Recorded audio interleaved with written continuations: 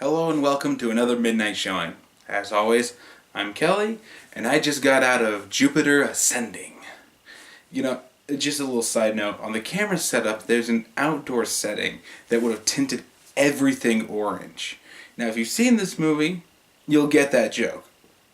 But that's probably not why you're watching this video, so I decided not to do it.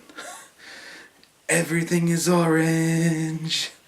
Everything is orange when you're in outer space. Okay, non-spoiler version on this movie. It was good, but there's way too much going on. Ideas are fighting each other left and right. This has two climaxes, and it's just... I recommend going to see it if you're a sci-fi fan. If you're a sci-fi fan, a fan of sci-fi, you will love this film. But if you're not... it's just too cluttered to say that you're going to enjoy it, unless you are. So, it's a pick or choose. If you're a sci-fi fan, go see this.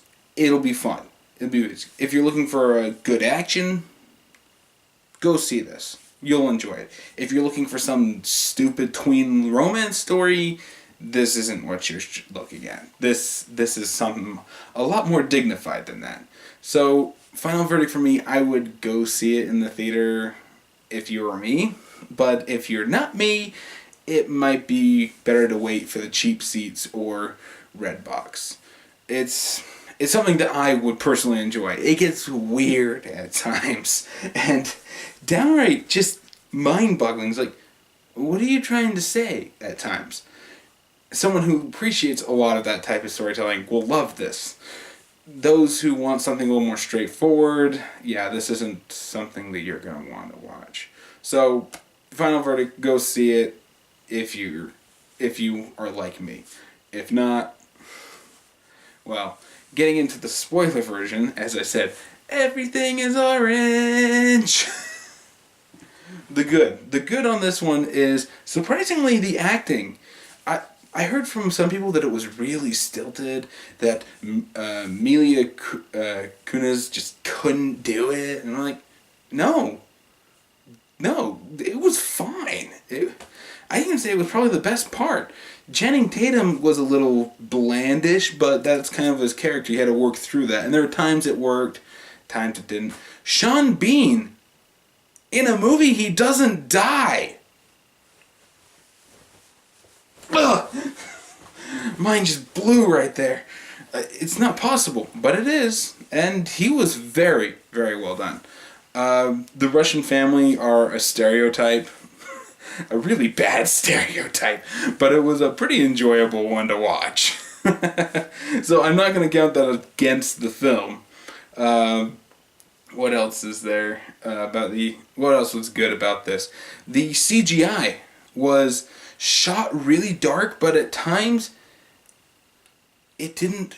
Normally I hate it when people shoot things super dark and have a lot of blacks and grays. You can't enjoy the action. You can't see what's going on screen. But this one, there's streaks of light and dots everywhere, so you can actually see the outlines of everybody, and it works really, really cool, especially if you're right next to the screen, when you can see all of the detail on it. That is awesome. Someone inside the back of the stadium theater probably wouldn't enjoy it as much, but I personally loved it. And by God, Channing Tatum's boots, I will own those boots. I will pay, I will lie, I will steal, I will cheat. Give me those boots, they're awesome. Yeah, he has these hover boots. They're gravity repulsors or something like that. He controls them with a little 5-digit keypad that comes up in his hand, in his gun hand. So he holds his gun weird because he's also trying to steer. It's really a cool concept. There's another thing that this movie excelled at. Concepts. The sci-fi in this is just dripping. It was a space opera in many respects. It was such a really cool space opera. You have these hover boots with the coolest damn things you'll ever see.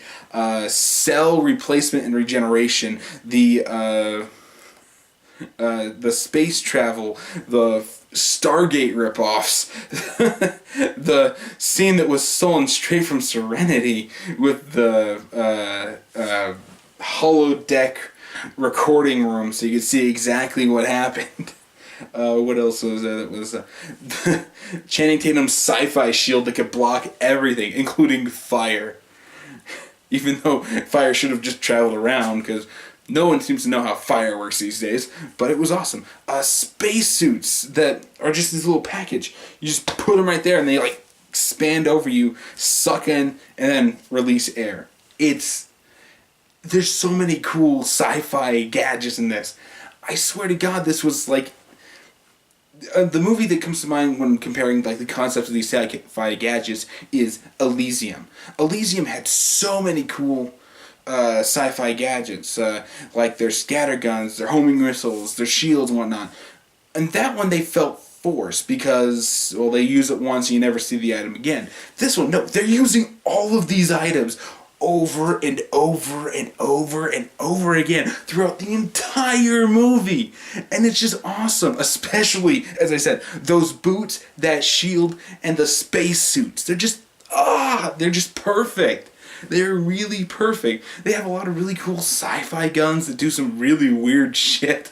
Like a pulse gun that it flings you back at the same time, knocking you out, taking down your sense of hearing, and probably disorienting your sense of sight also. I mean, it's like a flashbang gun. It's just awesome.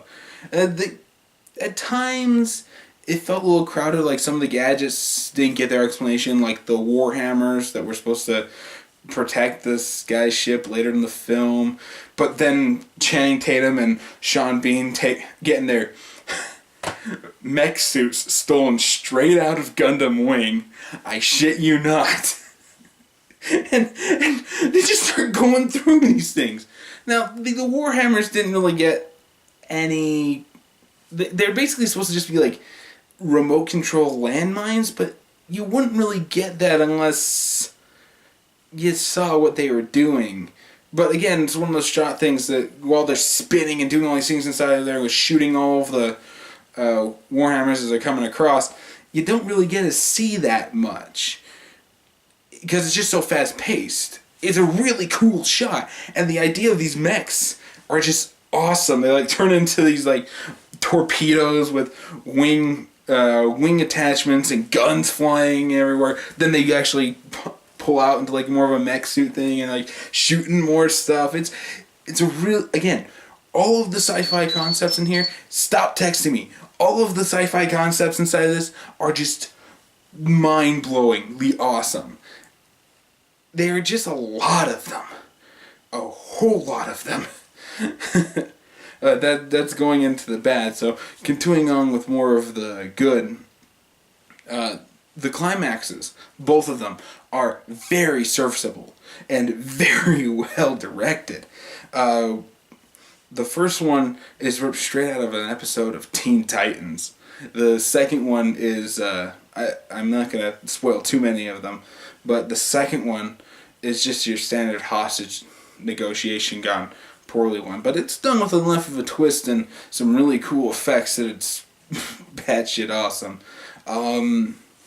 Yeah, I mean, there's just so much to enjoy about this. Then unfortunately I have to talk about the bad stuff now. The bad stuff, and unfortunately there's just as much bad as there is good. And that was one of the biggest things. That, as I said, there's a lot of ideas crammed into this. And by God, do they try to cram all of them into this. Ranging from... there's so many that it's hard to name them off. How many there are. There's commentaries about commercialism and capitalism. There's freaking Roswell aliens. The explanations for crop circles and people claiming to have been abducted by aliens. That's really well integrated with the technology that they're showing. And, it's really, really fast. Recurrence, which is never truly explained, But when DNA is formed in in the exact same pattern across everything else, that it's kind of like being reincarnated, if you will. And that's what Mila Kunis is inside of this. She's a recurrence of a very, very powerful intergalactic family whose job is to populate planets with people like cattle and then harvest them when they're ripe, if you will. And what do they mean by harvest? Well, they strip them of all of this. They strip them down on a cellular level and then sell the cells inside of a premium package so that they can return someone to physical peak health, basically making him live forever. It's the fountain of youth, if you will. A scientific, almost... I'm trying to think of a word.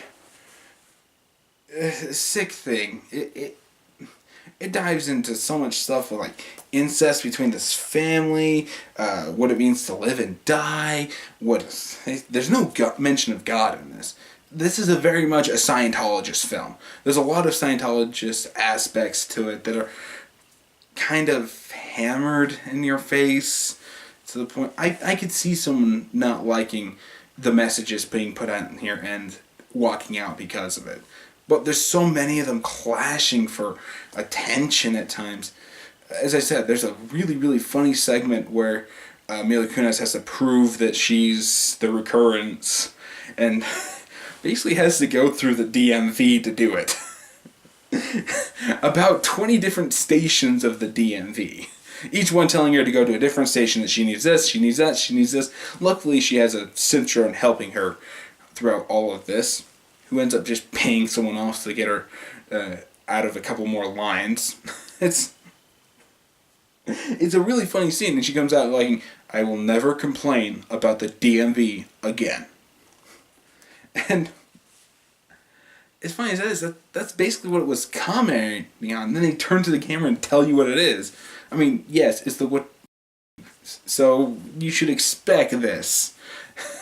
They like doing that. I mean, just look at The Matrix. Within 5 minutes of introducing Neo, they basically say, "You're the Messiah. You're my own personal Jesus Christ." Thank you, Nostalgia Critic, for pointing that out. And there's, by God, the whole harvesting people as some kind of resource or power source. It's ripped straight from The Matrix and put into this film too, clashing for its own attention. The moral implications that are never dealt with, those are completely lost within the second climax of the film. The whole struggle between the families trying to get control of Earth.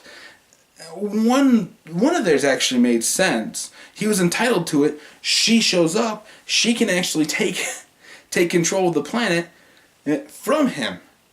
But he wants Earth. So he tries to kill her so he can keep Earth in accordance to the inheritance because the person that she's recurring from died. It really is that simple. But then the other brother who wants to cut out from under the family and doing all this other stuff, including marriage and kidnapping, and then the daughter who I don't even know what her motivation was by the end of this. There's so much just crammed in here that it's hard to feel invested. Granted, I love this film.